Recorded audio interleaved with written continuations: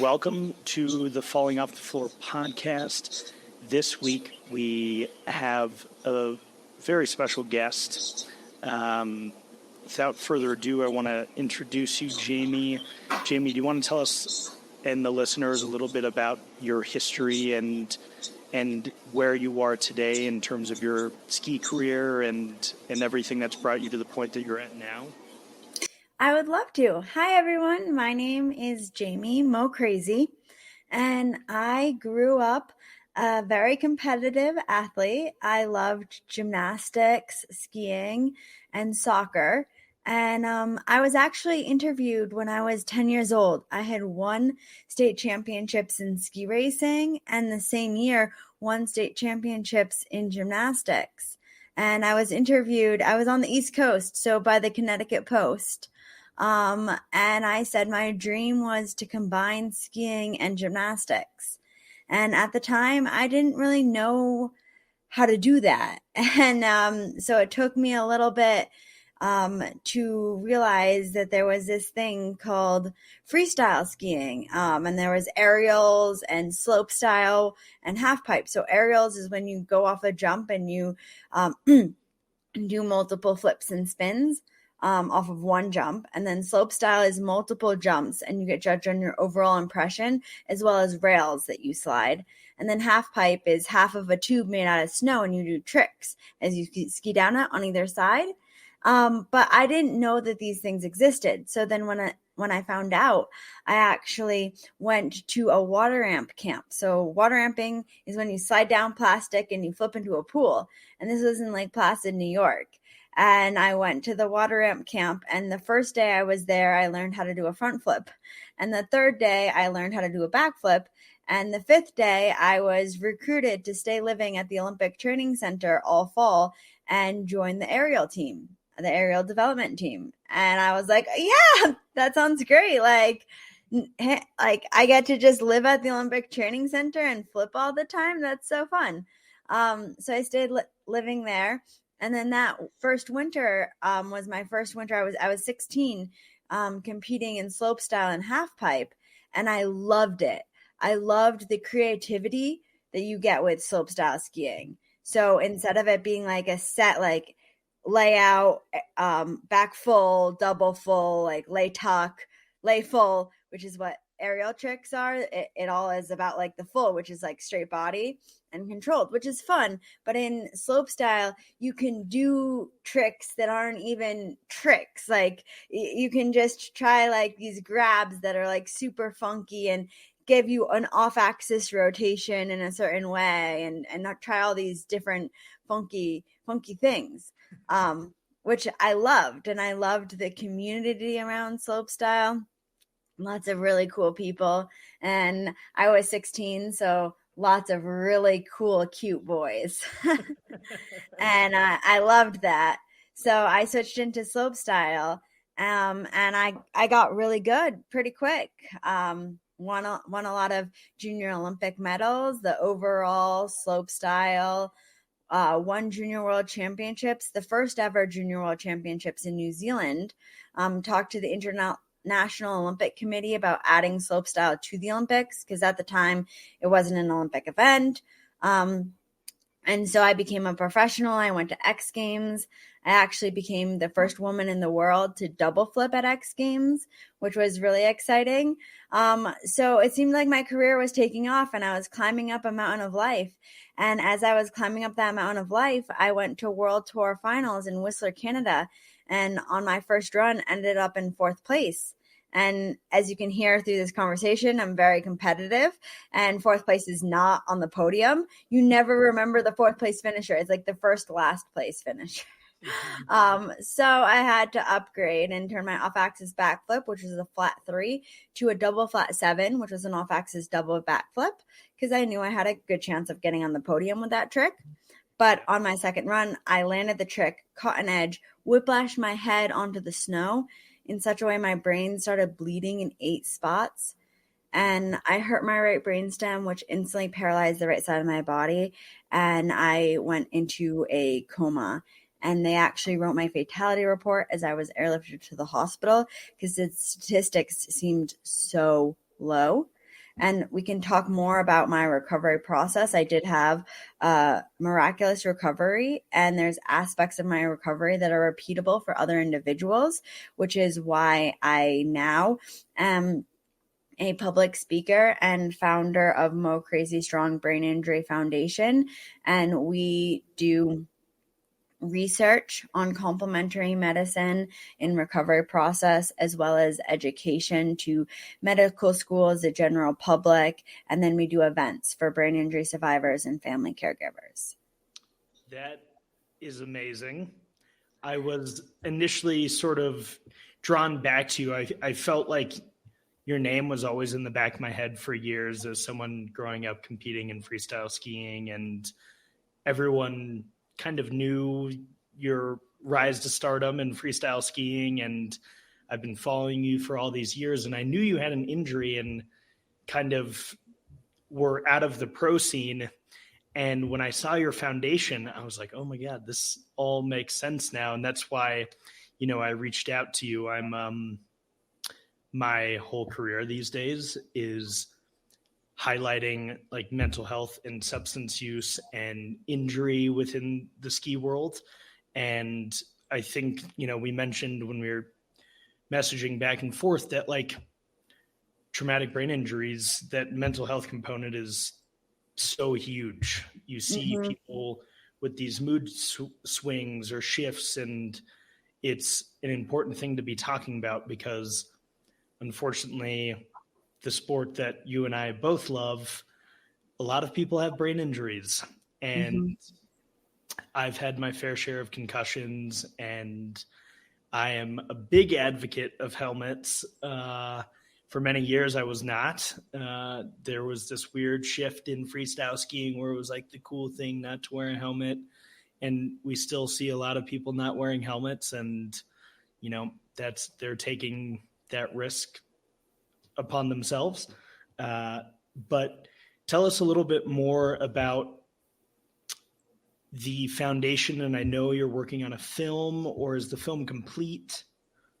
So, about the film, in February of 2023, so last year, we had our first film festival appearance at the Big Sky Documentary Film Festival, which was super exciting because only 6% of the films that apply to the festival get screened at the festival. So all of a sudden, this went from like a dream to actually happening. And since then, we've gone on to 17 film festivals and we've won multiple awards at film festivals.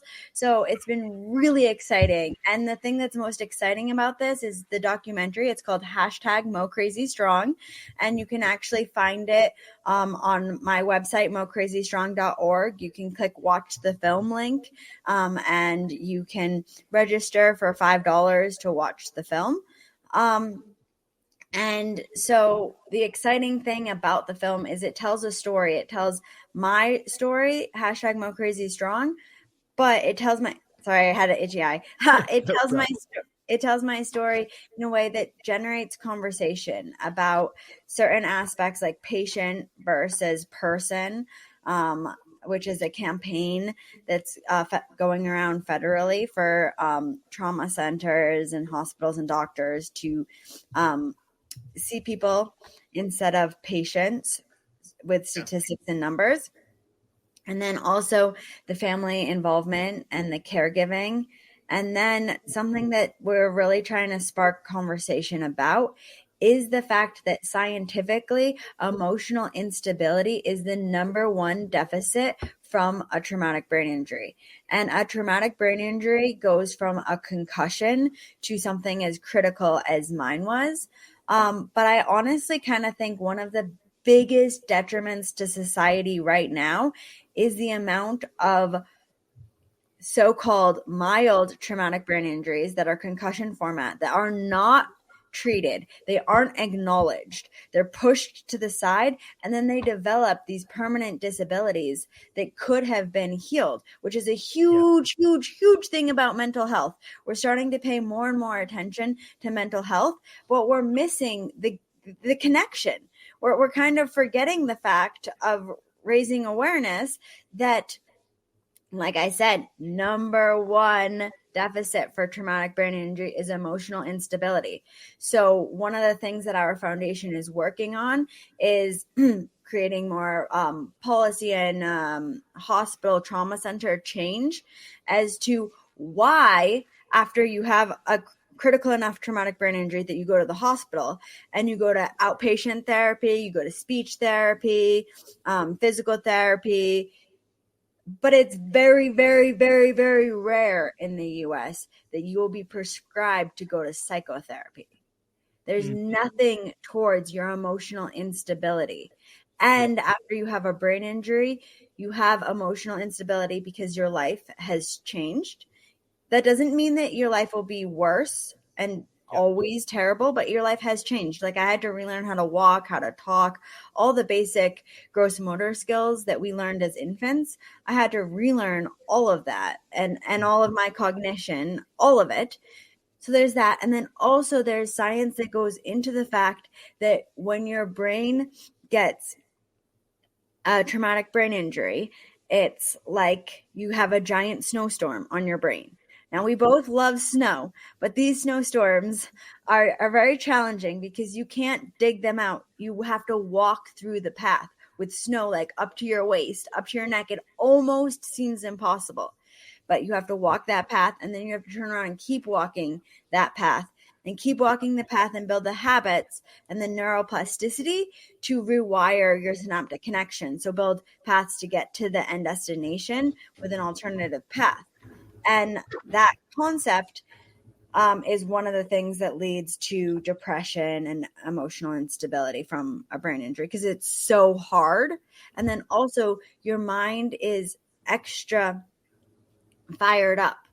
So certain the brain pathways that are working are so fired up that you have a parasympathetic nervous system. You're on alert all the time. Like Yeah. you're on alert all the time. And so you need to calm your brain back down. So instead of some other different forms of mental therapy is trying to like wake up parts of your brain to wire it, what you want to do after a brain injury is actually calm down the overstimulated portions of the brain. Yeah. And all this information has been scientifically proven, but it's still so recent, the information, and it's not shared very proactively. And once you share information in order to get it to the masses, um, that communication hasn't been strong enough yet. Because, which is why I'm so excited that we're having a conversation about that, because I Yeah. just so relevant that people start paying more attention. Like we have a little bit of information about like CTE and like football players because we've had a couple of famous football players who have had incredible emotional instability and killed themselves and family members and stuff like that. So it gets attention, Yeah. but we need the attention for the individual who's going to work and slips and falls on the ice and smacks his head and blacks out for a couple of seconds and then goes to work. They Yeah. need to understand that there's action that they can take to heal their brain injury, which will then heal potential emotional instability years down the road. Yeah. It's truly incredible what you guys are doing.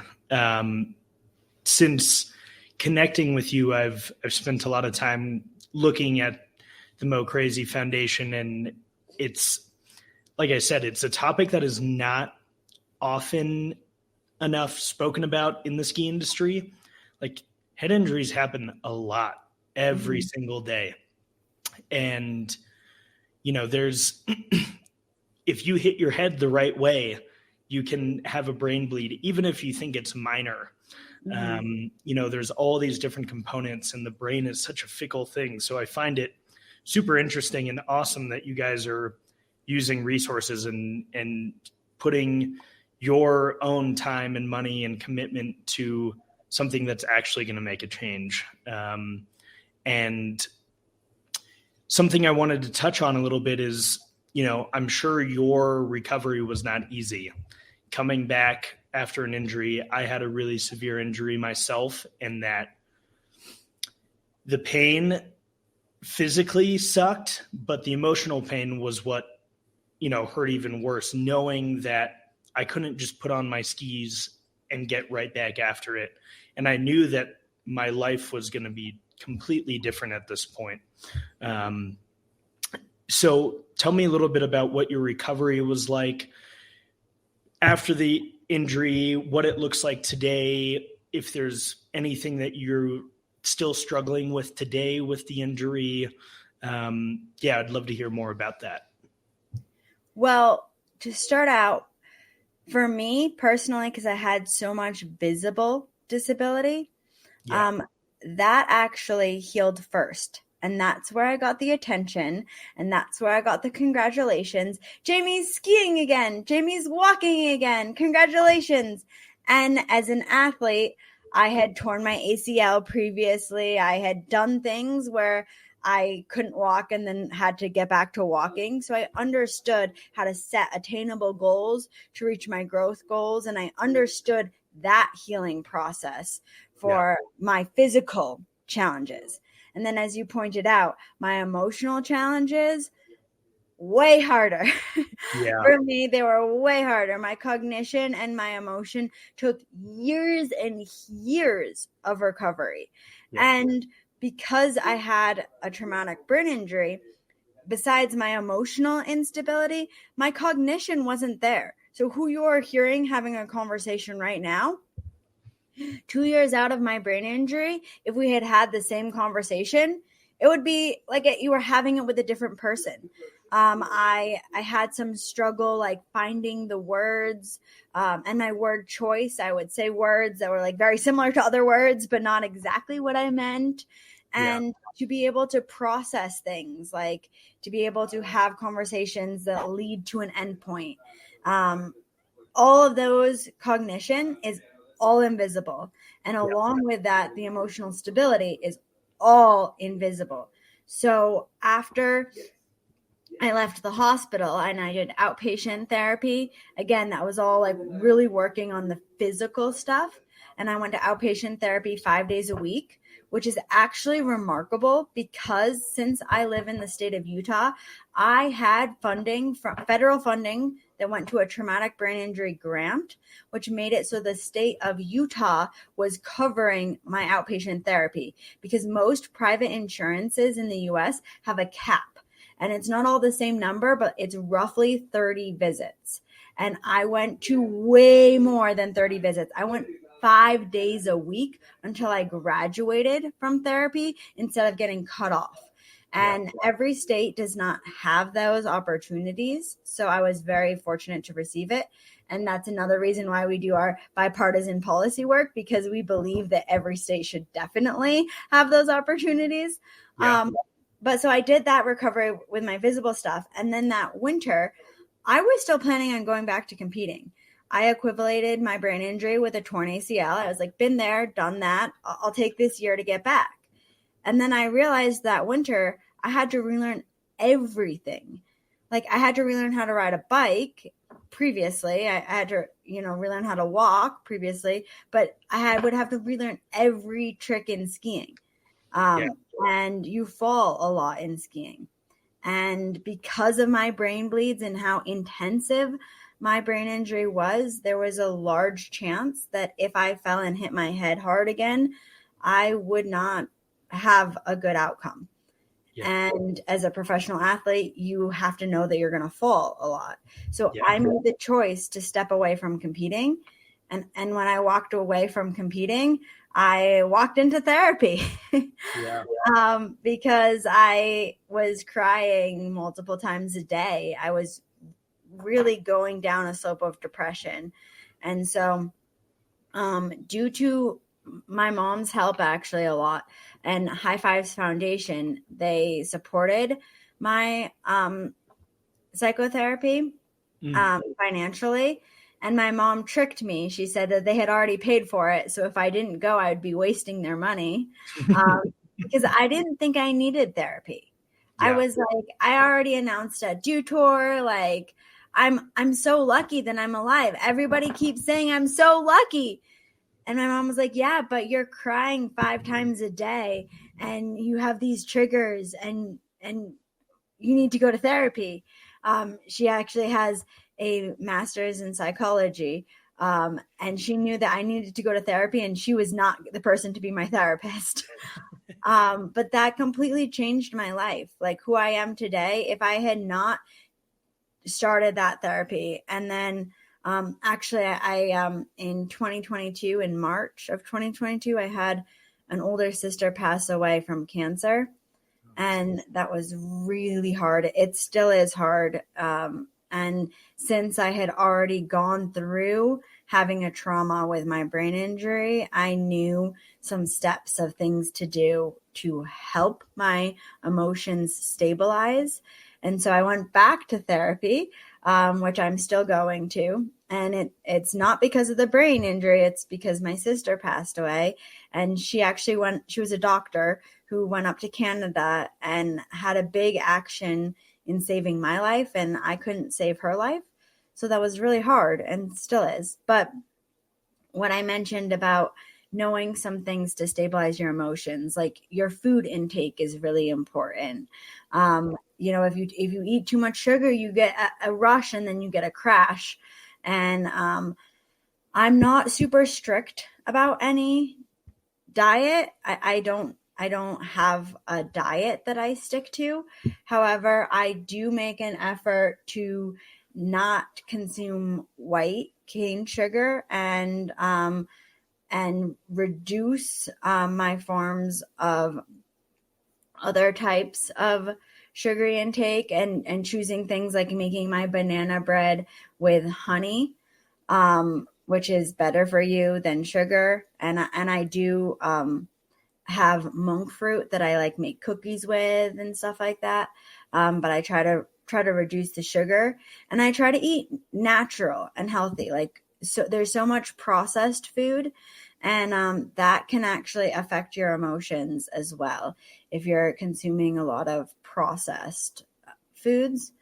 And so just paying attention to that. And then also, after my brain injury, for 2 years, I didn't consume any alcohol, because you have a much higher chance of getting addicted to substance use after a brain injury. And the statistics are astronomical actually for it. And so staying away from alcohol was very important. Now I do sometimes have some wine. I'm a very, very careful, moderate drinker, but I think there's some aspects that, while it doesn't really affect me now, today, you asked if I still have challenges and struggles, and I don't really have anything directly tied into the brain injury. I am still human, so I get overwhelmed and frustrated sometimes, like every human does. And I know that if I'm feeling overwhelmed or frustrated, doing something that's athletic can really help me. So like going to Pilates or going to yoga or going skiing, something that gets my mind out of it. And I also have started snowboarding, and I can like do groomed blacks on a snowboard. And I really really like that. With snowboarding, I can do mellow stuff, and it's still hard for me, versus with skiing, unless it's like an epic powder day, like I'm never going to be as good as I once was. I don't hit jumps anymore, which happens when you get older to a lot of people, but I like the challenge of doing something new in the mountains. Yeah. But those are some things that can help you, doing something active and outdoors, and paying attention to your food choices, and understanding that it's human to have downfalls. It's human to be upset. However, if you're too often upset, go get help. Find an online like Headspace, or go to a therapist. Find ways to make change if you feel like it's too much. Yeah. Well, I really appreciate you giving us that info. It's in substance use recovery and mental health goes hand in hand. You know, there's a lot of things that I did too when I was getting into my recovery that you mentioned, like the healthy mind, body, spirit. When it comes into like your diet and eating clean, like when you get to a rehab, most rehabs that you go to, whether it's mental health or substance use, that's like their big thing. They like push you to eat healthy foods, and they're serving healthy foods. So I appreciate that component very much so, and I'm so glad to see that you're not having major struggles today, and that you're able to use your resources and influence to do something great. Are you working with your sister on the MoCrazy Foundation? Yes, I am. So the people who founded MoCrazy Strong Brain Injury Foundation are me, my mom, and my sister. And so what happened was very quickly, like within the first year, when I was still actively recovering, people started reaching out and asking questions and finding information. And then they continued reaching out. We started working with Vancouver General Hospital, giving out our information, giving resources. And then people would always say, well, you're so lucky. Your mom had a master's in psychology and studied early childhood brain development, which she used those principles in my brain redevelopment.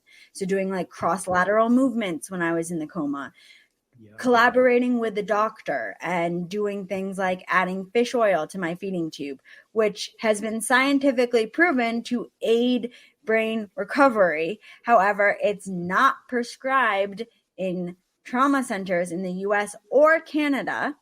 And part of that is because it's expensive. And we don't want to give it out to all of our patients, even though we know scientifically it will aid their recovery process. However, families or friends who go to a hospital with a loved one can collaborate with a doctor. And if it has been scientifically proven to aid the recovery, they can get that added to the feeding tube. So we started working with other families starting in the coma stages. We're actually currently working with a family right now who their child was on a motorcycle trip to Chile. And at the end of his motorcycle trip, he actually was walking and construction fell on him. Oh my goodness.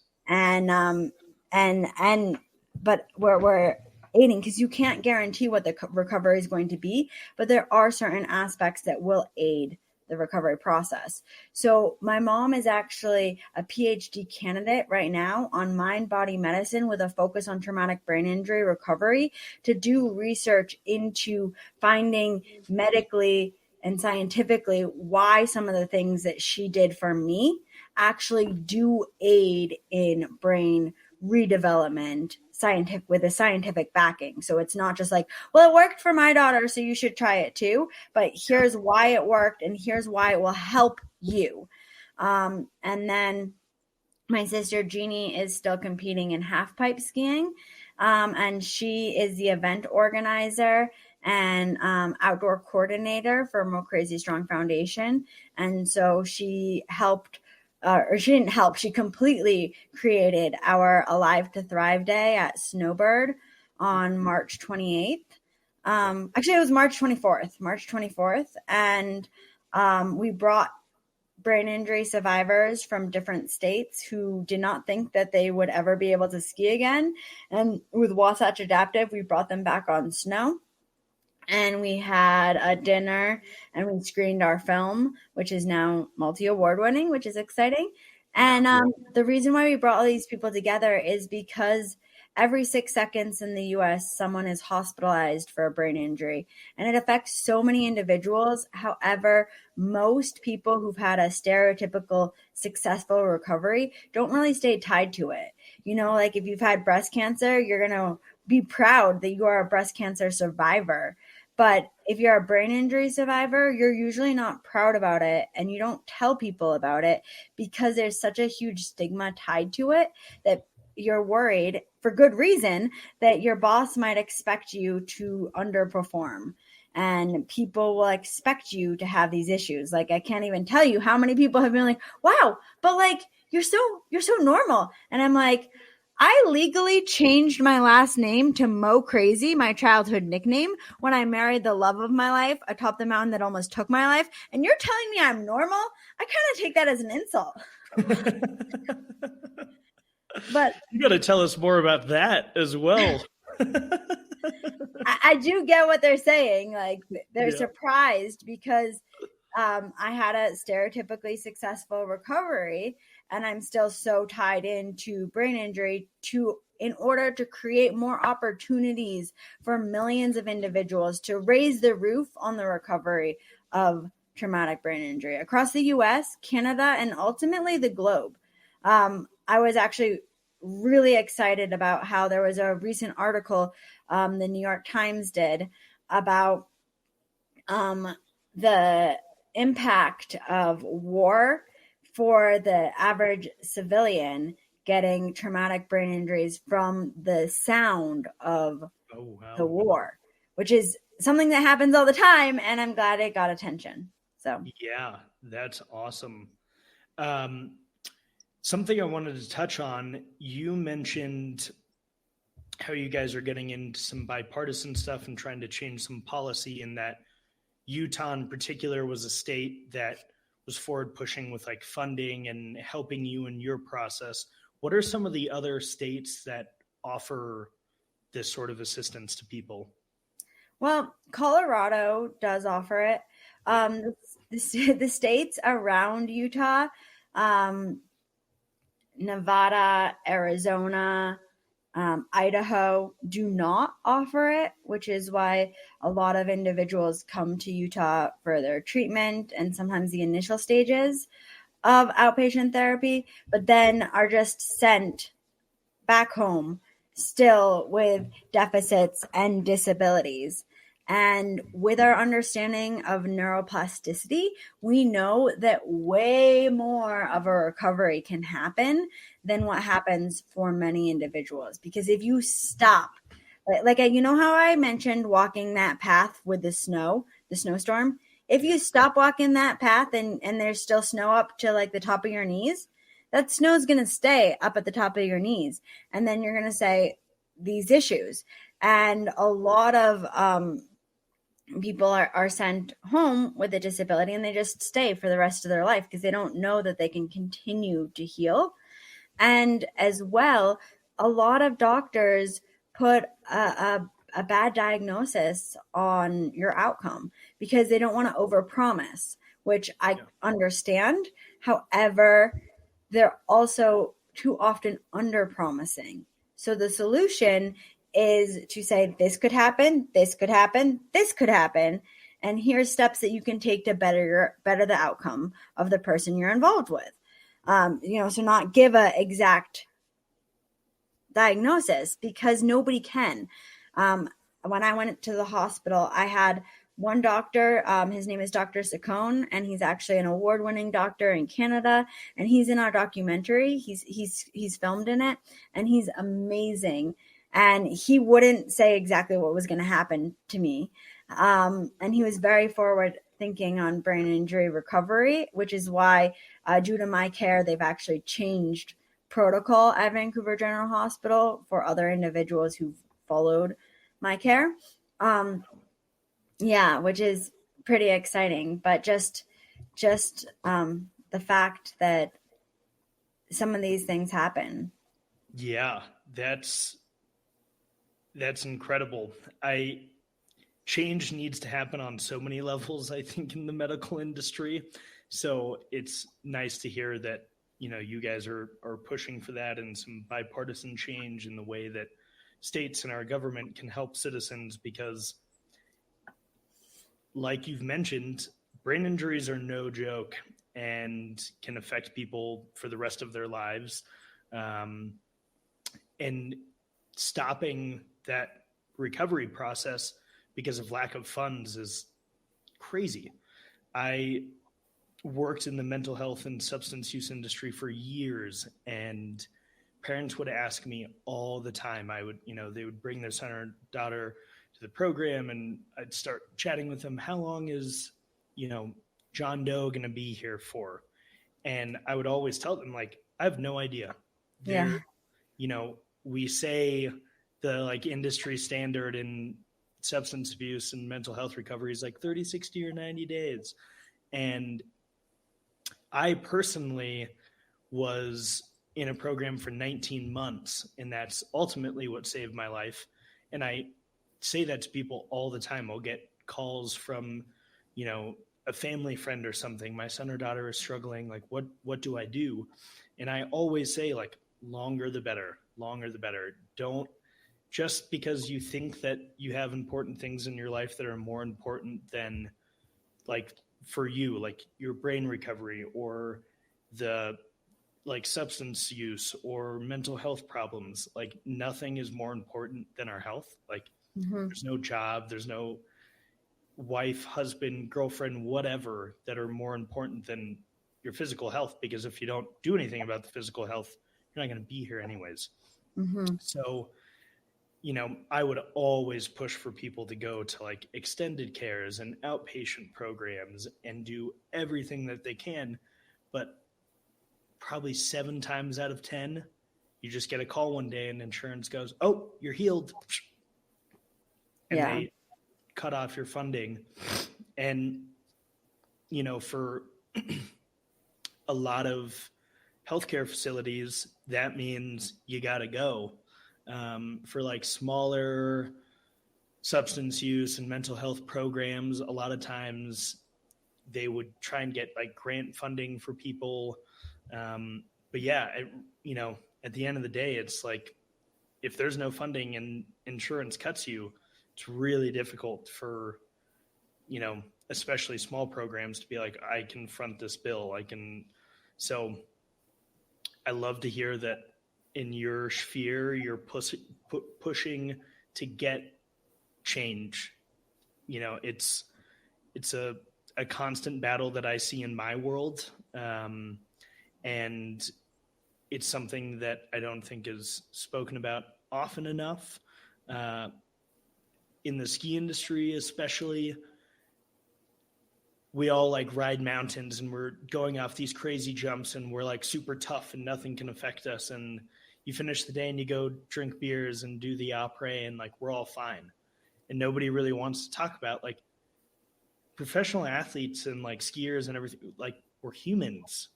And there are things going on. And just because you're going off an 80-foot jump and doing a double cork that seems, wild, it, like, most people don't understand that these people are struggling with things. And especially substance use runs rampant in the ski industry. It's like a very normalized thing that, it's ski hard all day and party harder all night. And I've had, other guests on the podcast. My buddy Alex Schlope was on here and we talked about, his story and his run in X Games and everything, and how it's like you ski during the day and then the parties that happen after the X Games make what was happening during the day seem like nothing. It's the money and excitement and everything that happens after the events is, like, for a lot of, especially young competitors, it's like, whoa, this is wild. So I love to hear that you guys are pushing to make change in, the medical field, especially, because there needs to be resources for individuals. It doesn't matter if you're, a high-ranking politician or somebody, like you said, walking down the street, slips, hits their head, and then they don't want to talk about it out of fear of whether it's financial things or cognitive disabilities. They don't want to be viewed as different. So we talked a little bit about your recovery.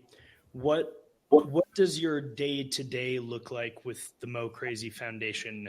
What are the projects that you guys are currently working on?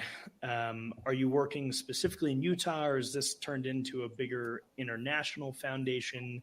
What does the day-to-day look like for you today, Jamie? Well, so first, my day-to-days are often different. They're always different. But I will give you a couple of days, like this past few days, what day-to-day looked like. So on Friday, I was actually one of the opening keynotes for a at-risk youth conference in Vernal, Utah, which is 3.5 hours away from where I live. So the night before, I stayed in a hotel. They put me up, so they cover expenses and they pay me. And I raise awareness about how irrational behavior and emotional instability leads to a lot of what at-risk youth face, and how a lot of that comes from untreated brain injuries that are not recognized. And the first step is recognizing it. So anyways, I did that. And then I was driving. So I drove there, drove back on Friday, and then Friday evening I picked up this young man named Dylan Flynn from Ohio, who is coming out here for a punk rock concert on Saturday. And at the punk rock concert, he was a vendor raising money that he donates to brain injury nonprofits. And so MoCrazy Strong Brain Injury Foundation was his nonprofit for this event. And so my sister Jeannie and I went with him. And so we were at the table and we were talking to people and selling T-shirts and things like that. And then I brought him back. And Sunday was just like kind of a regular Sunday. Went out to brunch and regular life stuff. And then today is a work day. So I have this interview. I have another interview for different podcasts that I'm doing today. And I actually was just on the phone, not phone, but a virtual meeting on Zoom with this woman who works at San Diego University, and talking about an event that we're doing in October, bringing skateboarding, surfing, skiing, snowboarding, action sports, as well as the military community to an event, screening our film and really raising awareness. And one of the big things, speaking about raising awareness, that we do is I would like everybody to keep doing their activities that they're doing. People ask, like, would you support your child to be a skier or a snowboarder? And the answer is yes, because the number one way to acquire a brain injury is slips and falls in the bathroom. The number two way is car accidents. So if you're going to tell me that you're never going to get into a car again and you're never going to go into a bathroom, then we can talk about me never skiing again. I did go back to skiing, and I do promote being active and doing things that make you feel alive. I also promote doing it safely. So doing things for preventative care, like putting on a helmet. I always wear a helmet in both skiing and skateboarding. I wear a helmet, and riding my bike, I always wear my helmet. But then also what we really try to talk about is the post-acute care stages. Mm-hmm. So if you do fall on your mountain bike and you do hit your head and you black out for a couple of seconds, but then you come to, what should you do? You should not keep riding your bike down that mountain. You should not take another lap with your friends. You should not chug a beer. Like, you need to take action, even if it's just spending a week, like really focusing on, okay, these foods are good for brain injury development. I should take these probiotics every day. I should take these fish oil every day. I should, even if you're just a regular drinker, but I should cut out drinking for a week, even if it's a mild brain injury, so it's just a week. You could completely heal yourself and stop developing these disabilities and these challenges if you take action. If you brush it off and you go take another lap with the bros and chug a beer down, you might develop these disabilities. So just some of that is what we're really into doing, not preventing you from doing it. And yes, take the actions to do it safely, but when it immediately happens, take action. Yeah. I think that is such an important thing to touch on. We, as action sport athletes, it's always like wipe it off. It's fine. Get up, go again. I catch myself, still doing that today when I take slams. And that is, I think, especially for younger people in action sports, we all kind of think we're made of rubber and that we're always going to be invincible. and you had your experience with a serious injury. Tons of people have had these injuries, and it's kind of a wake-up call. You realize, like, oh man, I'm not invincible, and things can change really quickly. You know, I've recently been really, it's been weighing heavy on my mind. We had a young kid here in Colorado up on Berthoud Pass pass away this past week trying to do a road gap. And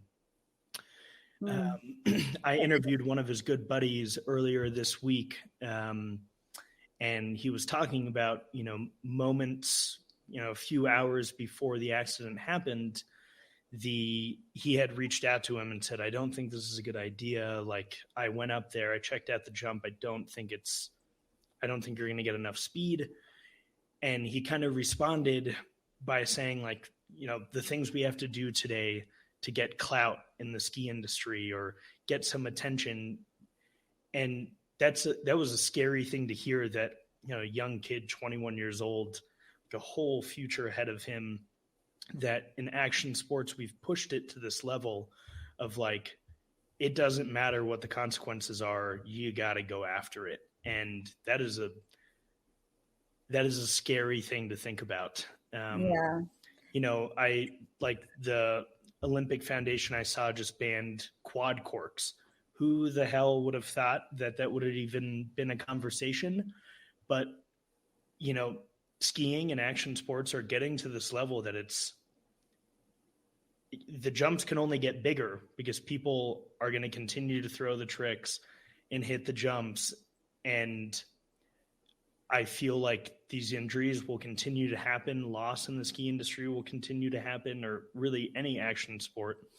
So people just taking a breath and realizing, like, oh man, I just took a slam. Like, maybe I should not go on more laps, is an important piece of action sports in general. And, you know, I hope that any young listener, I get a lot of younger skiers reach out to me, that we can give some semblance of, you know, at the end of the day, it's not worth it.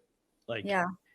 And one of the things I was going to just add in connection with that is, as you mentioned, like, the importance of taking a breath, looking at the view of your life, because besides, like, jumps getting bigger with, like, social media, like, everybody just wants that video to go viral. And if you do a road gap, it has the potential to go viral, and stuff like that. And to the people who are listening, sometimes you can change the words that you're sharing to yourself and also to your friends, and do something that might not seem embarrassing to you. What I mean about that is, like, when I left the hospital, I had been a professional athlete, and all of a sudden I couldn't walk for more than 5 minutes without taking a break because I was super, super weak when I got back to the stage of walking, but I was really weak at it. And I wanted to go hiking with my friends and my family and, like, be outdoors and stuff, but I always needed to take a break. I need a break. And that was so embarrassing, because if you want to be seen as, like, this tough person, you don't want to say, I need to take a break. So, like, you don't want to, like, if you hit your head, you might not want to say, I need to take a break. Yeah. But what I would do is I changed my word choice. Again, ideas from my mom, who started psychology. Change your word choice. And so I would say, hey guys, let's stop and look at the view. So every time I needed a break, I would say, let's stop and look at the view. I got my rest. The views were always amazing, and everybody could sip some water and just chill and talk with each other and look at the view, instead of feeling like I needed to take a break again, which is really embarrassing for me.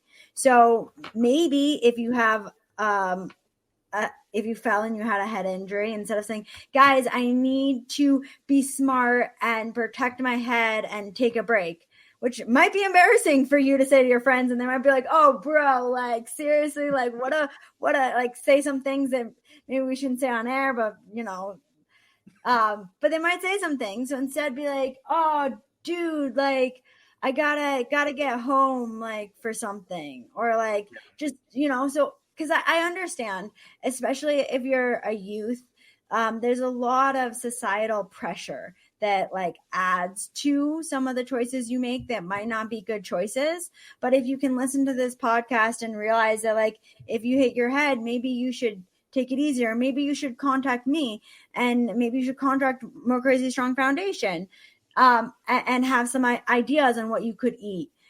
But you might not want to tell your friends that you're taking action because it's not seen as like the cool thing to do.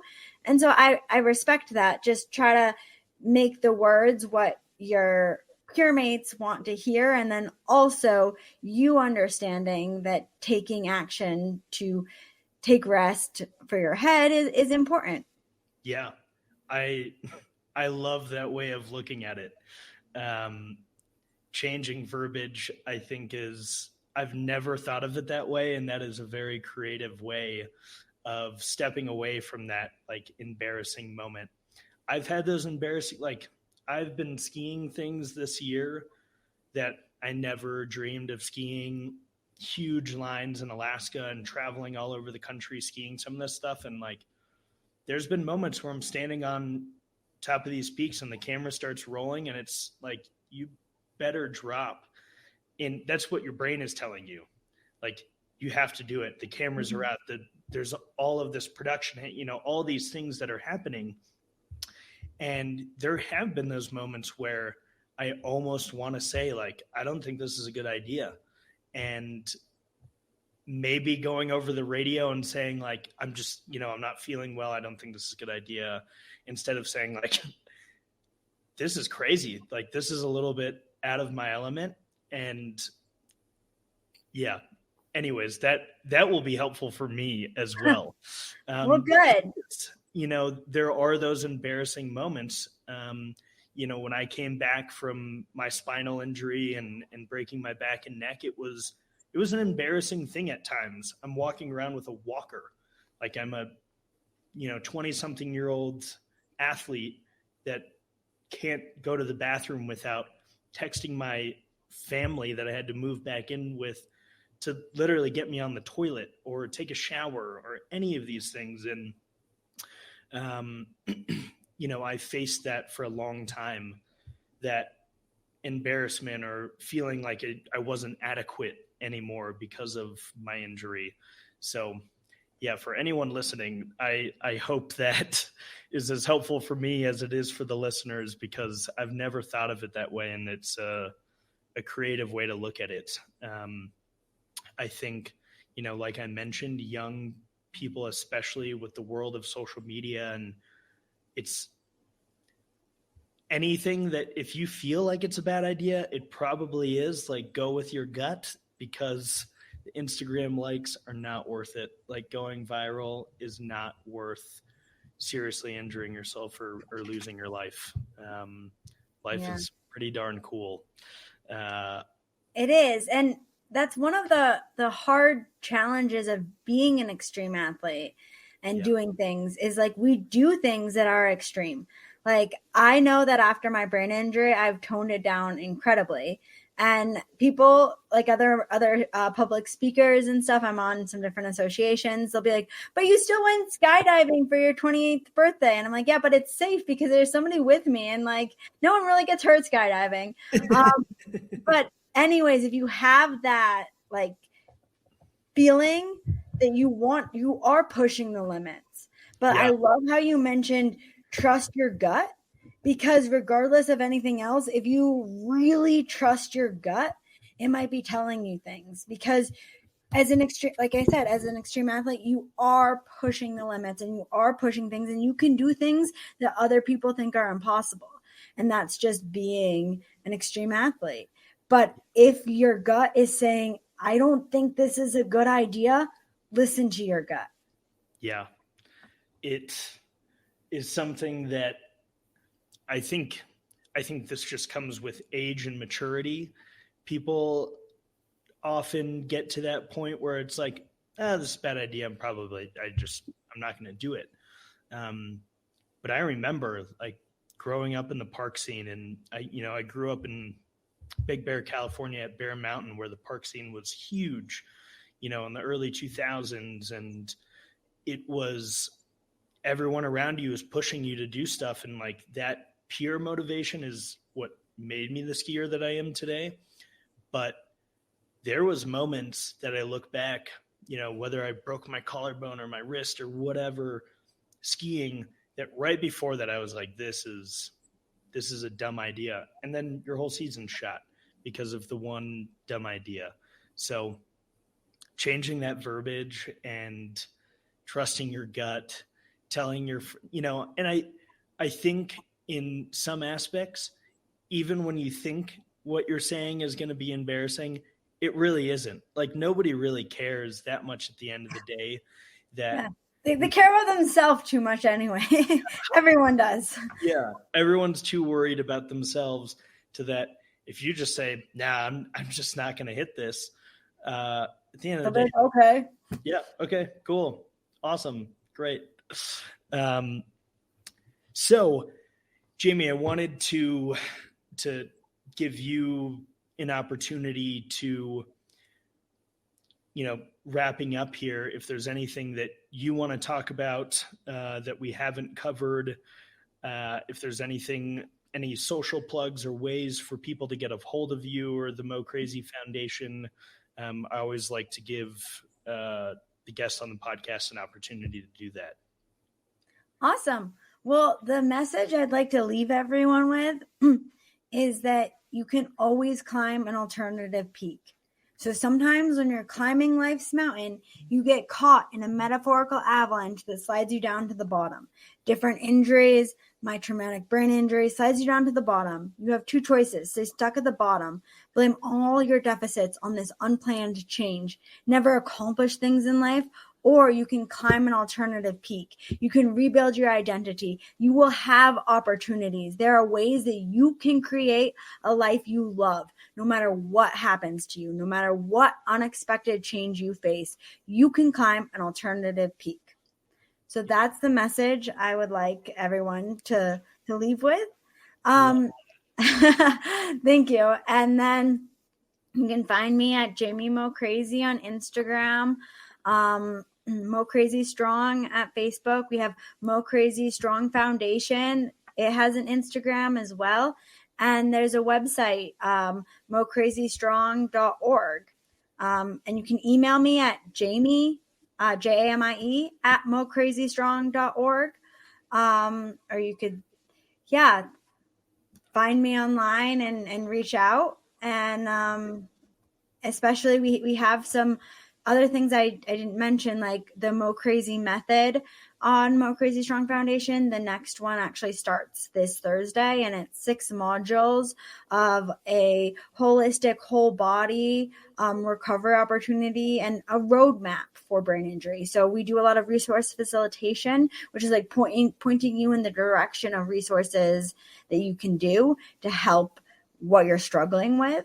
And that's taught by my mom, who has a lived experience as well as a PhD candidacy.